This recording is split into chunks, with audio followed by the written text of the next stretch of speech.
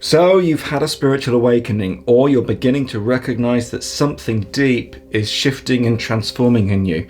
And that can be oftentimes a frightening thing, but it can also be an exciting time too, most of which dependent on whether you have these must-haves in your toolkit that we're going to dive into now.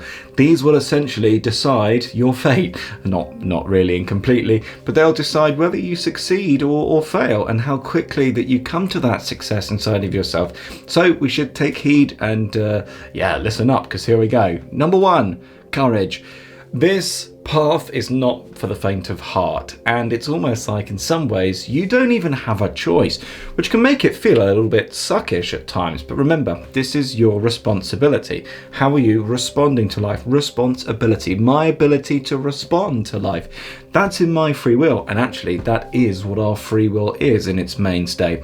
So how am I responding to these things? Am I responding with courage, or am I responding weakly? Now, it's okay for us to recognize at the start of the journey that we might be a little bit weak. That's not your fault. That's just because you've not been trained. They don't teach this stuff to you in school, and they blooming well should have done, of how to respond to life in a positive way so that we can get the most out of life and the best of things for us. So can I respond with courage? And what would that look like? Well, a courageous response is surrender. It's surrendering to the process. Now, surrendering isn't waving the white flag. It's committing to what you have in front of you. And most of the time that will be your sadhana. Sadhana is your daily spiritual practice that will bring about the highest aliveness of energy in the system. And this will in time create huge amounts of transformation and growth. If you want to take the traditional route, the traditional path, then you can use the yogic tradition as your vehicle. We have set up our training program down below that you're more than welcome to apply for. There are very limited spaces though, and we only take the worthy aspirants that really look like they're ready and willing to do the work. Number 2, you must be willing to open and grow into life. So this path requires your full involvement, doesn't it? You know, it's nice for us to be able to say, I want to open and grow into life, but the question will come, do you really? And the answer will be very much in your behavior, in your actions. See, words are meaningless essentially in this world, aren't they? We say lovely things to lovely people all of the time, and we just end up disappointing them because what we've actually said is a lie. Oh yeah, I'll come to your party next week, when you never really wanted to. And then your actions speak louder than your words when you don't show up. And so in a way, we have to show up for ourselves through physical action. And of course, one of those vehicles is yoga, pranayama. But of course, in another way is doing the work to open and grow off the mat too.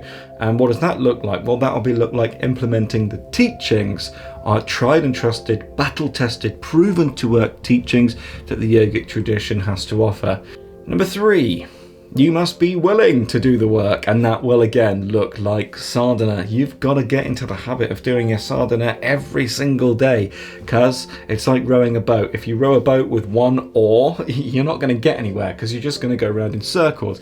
But if you can row with 6 oars and have some people helping you, then you're going to get to where you want to go pretty fast. Now, there are 7 days in the week, not 6, but if you can do your sadhana even 6 days a week, you're going to be getting to the destination that you want a lot faster than you would have done if you were just turning in circles doing one sadhana every week. Number 4, you must be honest with yourself and be honest with where you're at. We can see wonderful teachers in this world and try and emulate to be them, but there's no point in doing that. 1, because it's a lie. 2, because it's going to breed expectations in you that you should be that. You can't be a novice and expect to be the master, isn't it? Now, of course, this guy, adept. No, maybe even still a novice, who knows? But I have a wonderful teacher, and I tried for a long time to emulate him, and it didn't work for me for the 2 reasons that I've just made before.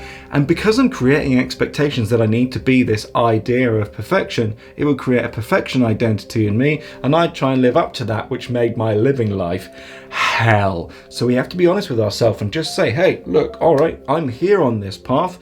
That's great. I can see inside of myself my flaws, and this is a wonderful and sobering experience to have. Here are my flaws.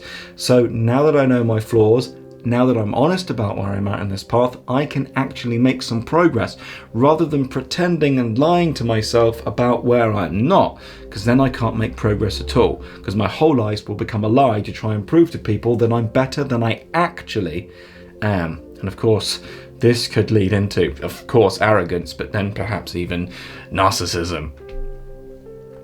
Number 5, have a good attitude. This path is hard and we know that, and in time it will crumble any arrogance we have inside of ourselves as we get humbled many times. Having a good attitude means accepting the mantle that you've been given by life. It means bearing your cross in a way. It means just getting on and doing the stuff that you know you need to do, and that can take some time. And so that's why of course there are many different teachings here to support you in doing that. And if you're interested, there's loads of stuff on the channel, all of which is free if you're interested in diving into those things. So what does a bad attitude look like? Well, a bad attitude looks like complaining a lot.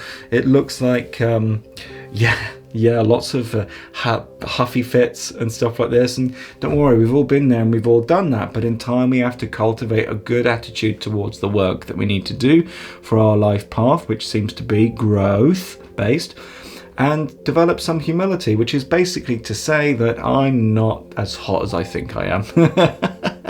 I'm just, one individualized aspect of a larger creation. And this is a good recognition to come to inside of ourselves. Number 6, and this is the most important one. Once you've picked up some sadhana, and you can find some below, should you wish, there's some free ones and some paid ones, you must stay consistent. This is the most expedient way to get where you want to go. If you're staying consistent with your energy, with your practices, with your sadhana, you will be consistently increasing the amount of energy or prana in the system. And this will of course be important, because the more energy that you have, then the more you feel good inside, and the more you can also serve yourself in the first instance for your spiritual growth. And of course, then serve other people later on. Don't start trying to serve people too early. You'll probably likely find that it won't work anyway, and that people won't listen.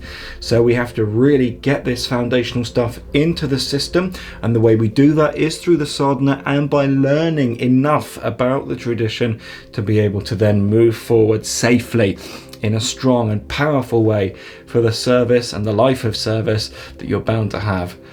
Thanks for watching this video. If you got this far, I know you're interested and you're probably having a spiritual awakening. So I've created this video, 6 things not to do when you're going through a spiritual awakening.